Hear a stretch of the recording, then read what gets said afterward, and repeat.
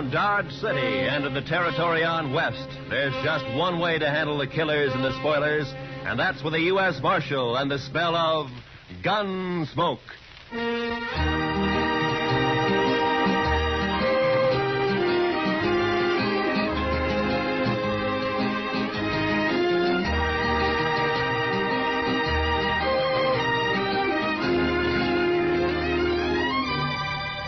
Gunsmoke, starring William Conrad. The story of the violence that moved west with young America. The story of a man who moved with it. Matt Dillon, United States Marshal.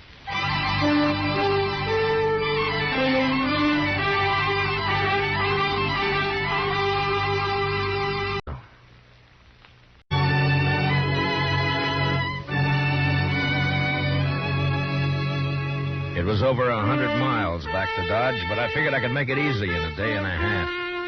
I'd been in Hays City as a government witness in a murder trial, and I was anxious to get back. So I rode out of Hays one morning a couple of hours before light. The ground was clear of snow, but it was midwinter, and it was sharp cold. When the day came, there was no sun, only dark gray sky drilled by a high, cold, searching wind. The air was as thin as I could ever remember it being. And behind me in the north lay a great slab of blackness. When I saw that, I should have turned back, for the wind stood out of the north, too, and sooner or later it would drive that black slab right down on top of me. This was blizzard weather, the kind of weather that kills the land and everything on it. I don't know why I went on, maybe because of the wind. You know, a high wind will distemper a man. Make him drunk like. Anyway, I didn't turn back. And about noon, the sky began to turn white with snow, and I could smell a touch of moisture in the air. And finally it came. The sleet, shrilling in on the wind like small buckshot as the blizzard howled down the prairie. I couldn't look right or left without being stung blind, but as long as I kept the wind on my back, I knew I was headed south. 2 hours of this, and I could feel my horse slowing down and weakening under me. My own body stiffened with the cold. Men died when they got caught in a thing like this. They died easy. Another hour passed, and my horse was carrying his head close to the ground. I figured he'd stumble soon, so I kicked my feet out of the stirrups and braced myself against the horn. By now, the wind had really gotten into me. And when I saw the blur of a ranch house up ahead, I thought maybe it was a trick.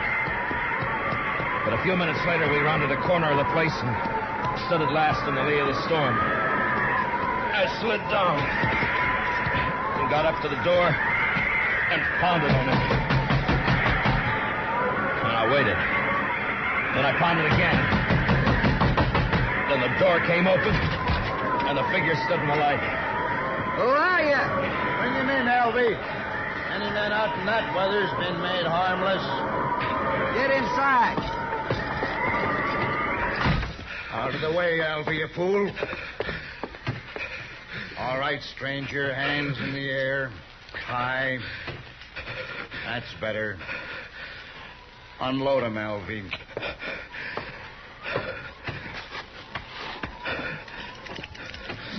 Nice gun, Hack. Real nice gun. Shut up. Now, take him down, stranger. You can come up to this stove now, but don't try nothing. I'll cut you in half with buckshot. He was a burly man with flushed cheeks and a wild red beard and a great shock of red hair. Even his hands and fingers bristled with it.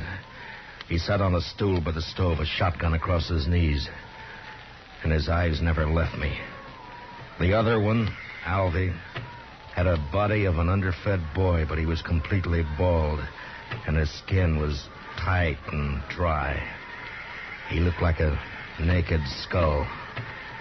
And his eyes... well, something had touched Alvy. You look half froze, stranger. You must have wanted something real bad to go out in weather like this. I never saw him around here before, Hack. He's a stranger, Alvy. He don't belong around here. Of course, we don't know anybody, but I've seen a few, and I never seen him before. Maybe he's seen you, Alvy, somewhere. Not me. He never saw me nowhere. How do you know that? Maybe he was just looking for some cows and got lost in the storm. You're just a kid, Alvy. I always said you don't know much. Belle! Belle, get on out here. She was a pretty girl, but with a dark, half-wild look that I'd never seen before in a woman. Her eyes jumped from man to man and then came to rest on me, fixed and curious. And then after a moment, she looked away and moved into a chair across the room. Supper ready, Belle? It's awful cold out. You recognize him, Belle? You ever see him before? No. You're sure now? Maybe Hayes City. Maybe you saw him up there sometime. I don't know him. You're sure? Yes. If you're lying to me, you know what I'll do to you. I never saw him before. He come in here half froze, right out of the blizzard. Must have been looking for some cows and got lost. Shut up, Albie. We don't know what he's doing here, Belle. Why shouldn't a man get out of the storm? Even in here. That's enough. All right, stranger, we never saw you before. We don't know who you are. And as soon as I think you're lying, I'm going to blow a big hole in you. What about my horse? I'd like to put him in the barn if you've got one. Alvy? Oh, now, Hack, I ain't going out there. I'd freeze. And the horse will freeze if you don't. It's his horse. We might need it. Go on, Alvy, before I get cross. All right, I'll go. I wonder why that horse is so important.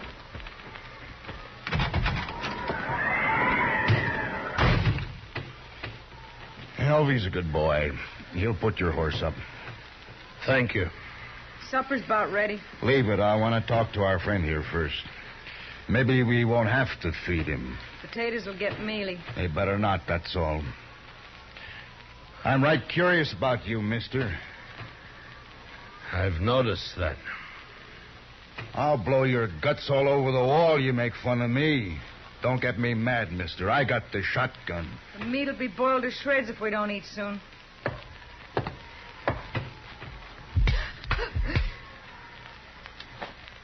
You just won't understand any other way, will you, Belle?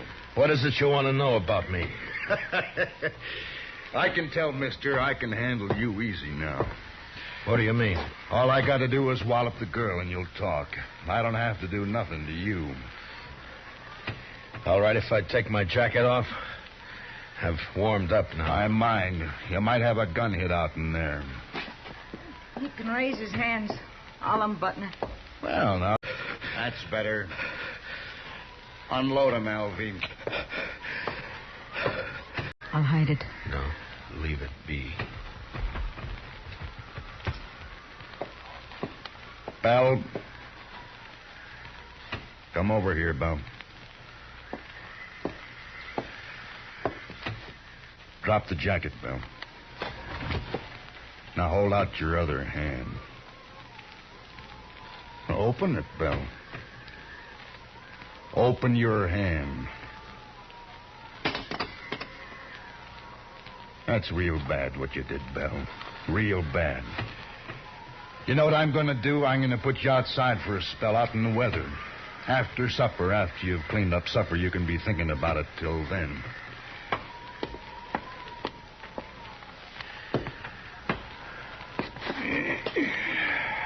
United States Marshal. You're in bad company, Marshal. You shouldn't have come here. Oh? It looks to me like I sort of struck gold coming here. Now, why do you talk like that, Marshal? I still got the shotgun. Let me get that stove. Seems like it's getting colder and colder. You didn't see a sign of nobody outside, did you, Alvy? What? Who? Somebody might have come along to cover the marshal here, that's all. Marshal? What marshal? Me. I'm a marshal, Alvy. Shoot him, Hack. Shoot him. Shut up and answer me. Was there sign of another horse, footprints, anything like that? Ah, I didn't see nothing. Maybe you didn't look. Would I have walked in here the way I did if I'd been after you people? Maybe your head got muddled with the cold. Where'd you ride from, Marshal? Hayes City. Left there this morning. It was a fool thing to do with a blizzard coming up. Maybe. Or did you think you could get the jump on us easier in a storm? Was that it, Marshal? Yeah. You knew we'd be trying to keep cozy in here. I'm curious, Hack. What are you and Alvy on the run for? Don't you tell him, Hack. I don't trust him at all. Alvy, it'd be mighty dull without you, boy. Don't laugh at me, Hack. Now stop it. I don't like laughing. You know that, Hack. And don't you do it no more. I got ways. Yeah, I seen you and your ways. But don't try 'em on me, Alvy. Maybe I won't. Look, Alvy, now you don't understand. It's all right to tell the marshal about us. He ain't going nowhere. No? No, of course not. We'll kill him, Alvy. We'll kill him and bury him somewhere. Oh, sure. Now, why didn't I think of that? Because I do the thinking for us, Alvy, that's why. Now, what was it you like to know, Marshal? Stop playing games, Hack. Me and Alvy are wanted for murder. Up in Cheyenne, Wyoming. Seems a mite unfair, though. We didn't aim to kill nobody. It just happened that way. We was robbing a bank. Yeah, and a couple of the people there wouldn't do what we told them, so Alvy used his knife on one, but it just made the man holler. You could hear him all over town. And we had to shoot our way out after that. Must have killed 3 or 4 people. I know I killed 2. Worst of it was, Marshal, all we wanted just then was some money. We didn't care about killing anybody. But you know how it is, Marshal, when you're robbing a bank and all. Yeah, sure. No, I don't suppose you do it that. Anyway, we're wanted for murder, and we didn't even get any money. Nary a dollar. So we rode out here and lighted for a spell. I see. What about Belle? And whose place is this, anyway? It's my place, now that Pa's gone.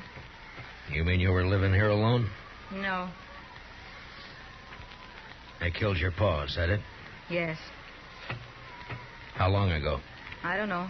Maybe a month. Yeah, it's been about a month, hasn't it, Alvy? 35 days. There, you see. Alvy always knows just how long everything's been. No, that's fine. Tell me what you do with him. Who? The old man. Oh, we buried him out back. Couldn't afford a funeral. Could we, Alvy? Hack, we told him that.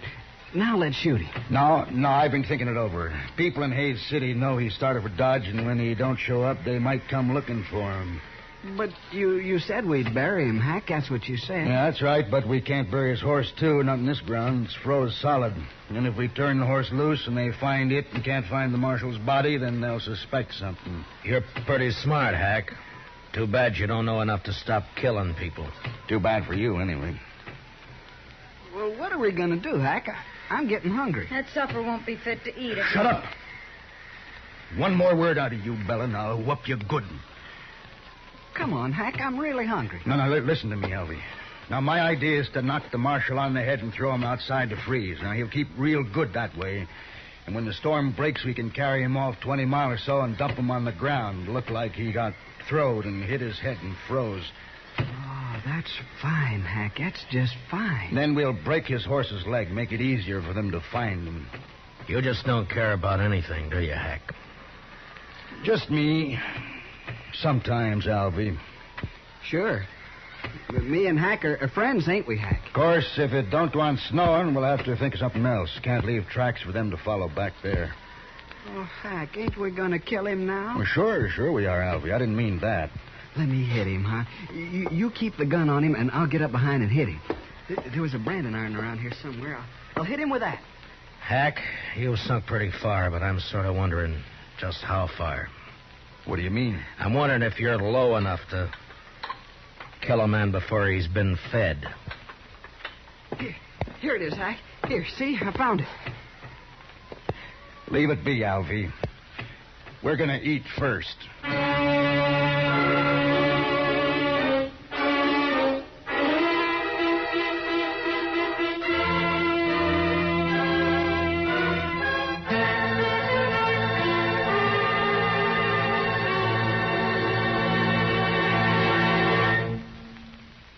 We will return for the second act of Gunsmoke in just a moment. But first, this Sunday night, Lionel Barrymore is your host and Joseph Cotton the star on Sunday Night Playhouse's gripping historic drama based on the life of Peter Marshall. Hear how a Scottish immigrant lad rose to the position of chaplain of the United States Senate. A story you'll agree is far more fascinating than fiction. Remember, it's tomorrow night when Lionel Barrymore introduces another Sunday night playhouse on most of these same CBS radio stations. Now for the second act of Gunsmoke.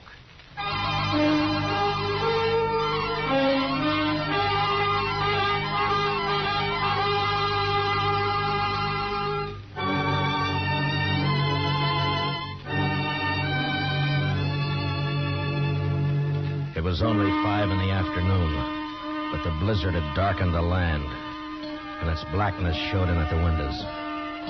Here and there along the walls of the ranch house, tricklets of snow blew in through the warped timber. In the kitchen, Hank sat directly behind me while I ate. Later changed places with Alvy and fed himself heartily, as though he had nothing at all on his mind. Hank was just a nerveless brute, born with no conscience at all.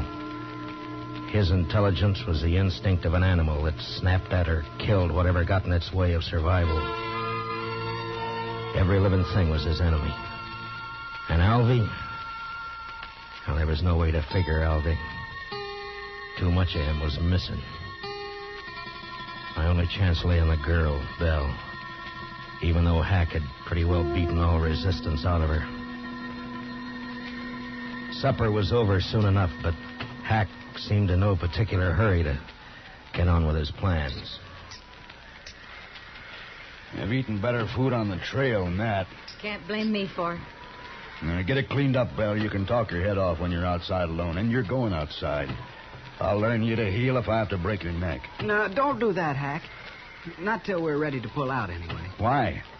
Well, I ain't gonna do the cooking. Well, I hope not. I've eaten your cooking.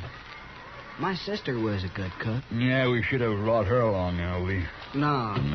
I don't like her. Where are you from, anyway? Which, me or Alvy? Well, you to start with. Wyoming, place called Crowheart. I didn't stay there long, though. What about you, Alvy? Now, where were you born, Alvy? I never did know. Republican River. That's not a place, you fool. Well, that's what they told me. Republican River. They always lived in a wagon, my ma and pa. Had a lot of kids, too. Of course, most of them died. I'm about the only one that made out any good at all. And you did fine, Alvy, fine. Give me the shotgun. Here. All right, Marshal, let's get back by the stove while Belle cleans this mess up. Shall we hit him and throw him out to freeze up now, Hack? Not yet. I want to punish Belle first. You know, someday you're going to get caught without that shotgun, Hack. Somebody's going to tear you apart. That's fair enough, Marshal. Give me a fair chance at you then, huh? Barehanded? No. Oh, you're bigger than I am, Hack. Might be fun for you. I don't know nothing about fun. I ain't going to kill you because it's fun. Oh, come on, Hack. I want to go to bed. Belle, come out here.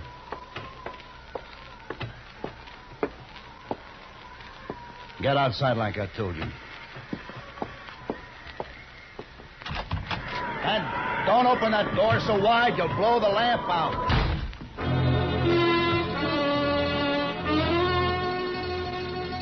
Belle had walked through the room and out the door without a glance at any of us. I figured she'd go down to the barn where she'd be all right for a little while anyway. But I knew I'd have to make a move soon.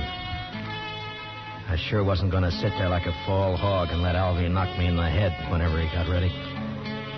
But it didn't take much more sense to try to jump Hack in that shotgun and let him blow me all over the place.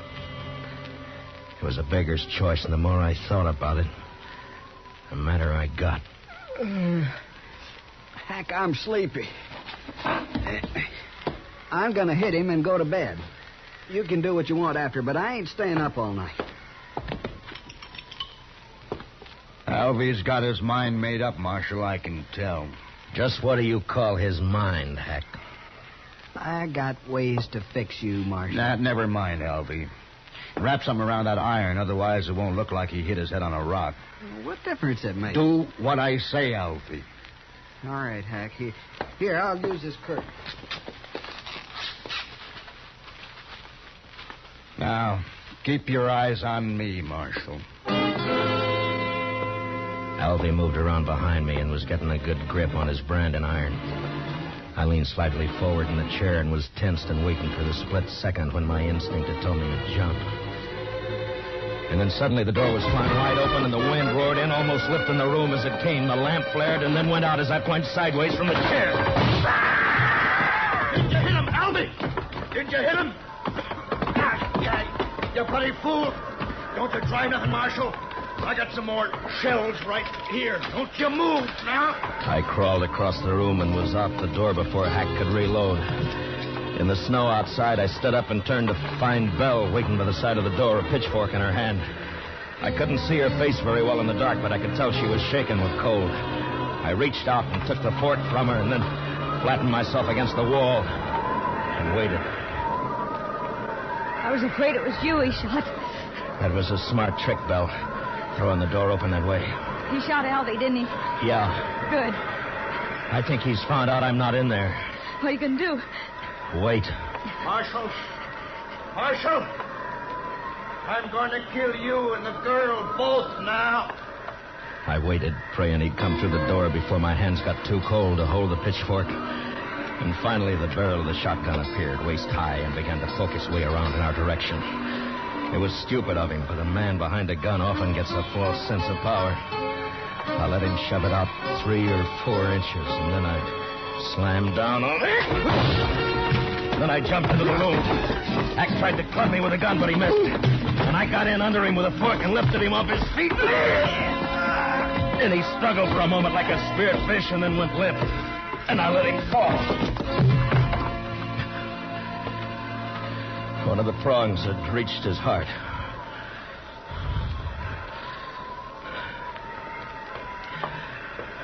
Did you get him, Marshal? Is he dead? Yeah. Light the lamp.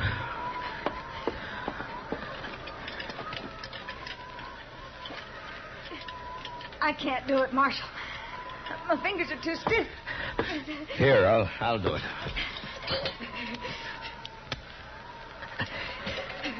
There.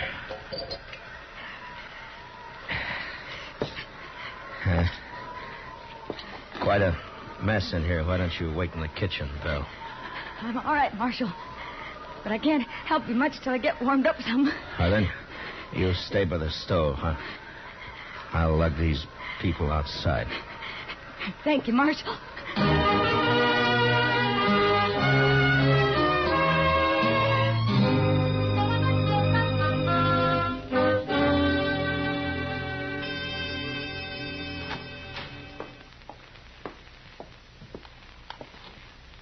Marshal?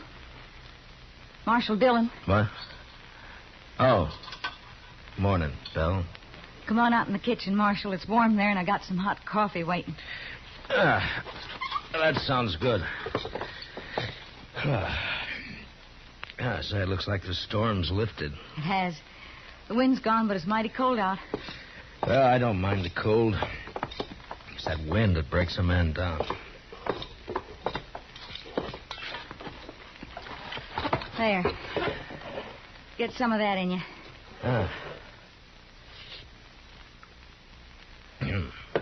Well, you make mighty good coffee, Belle. Tell me something, Marshal. Hmm? Tell me the truth now. Oh, sure, Belle. What is it? Are you married? I'd make a poor husband, Belle, for any woman. Why? Well, in my profession, it's too chancy. Thank you, Marshal. Thanks for putting it that way. Now, Belle, I didn't mean... Forget it. I'm leaving this place, Marshal. What? As soon as you go, I've packed what I need and I'm clearing off. Where'll you go? I got 3 horses. I'll ride up to Hayes City and sell them. Then what? I'll buy some pretty clothes and I'll find a place. Won't be hard after this. I wish I could help you, Belle. You have. Oh, but I mean... I can take care of myself, Marshal. I just want to get away from here, that's all. Sure. I'll stop at the nearest ranch and tell the men to come over here and take care of Hack and Alvy as soon as it warms up. Whatever you like, Marshal. Well, goodbye, Belle. Goodbye, Marshal. Look me up in Hayes City next time you're there. Sure. Sure I will. But, Belle, don't let all this make you bitter. There are a lot of good men in the world. So they say. So long, Marshal.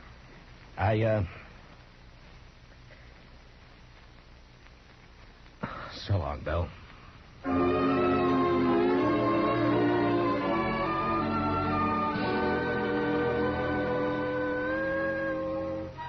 A few minutes later, I'd saddled up and was on the trail to Dodge. The sky was low and a slate gray all over, but there was no wind. The blizzard had gone, leaving the land still and white and bitter cold. There wasn't a sign of life anywhere. It was like riding through a vast tomb. I found myself feeling like a trespasser, as though something had gone wrong. And I wasn't supposed to be there at all.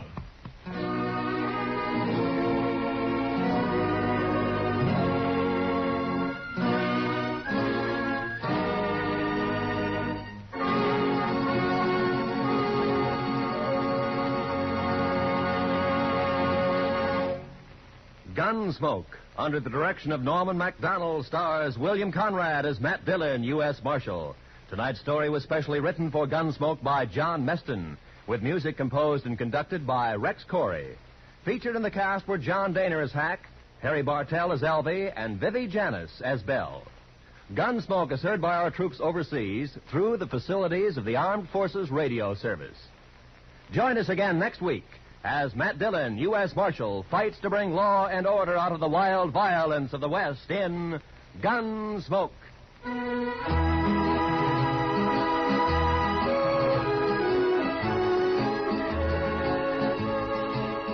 Starts this Monday, a new run for Road of Life, returning to CBS Radio to join the rest of your daytime listening favorites at the Star's address. Road of Life, telling the day-to-day story of surgeon scientist Dr. Jim Brent, will keep your interest at a high point every Monday through Friday on most of these same stations. Remember, starting this coming Monday, Road of Life in its 16th year will be heard again on CBS Radio. Roy Rowan speaking. America now listens to 105 million radio sets and listens most to the CBS Radio Network.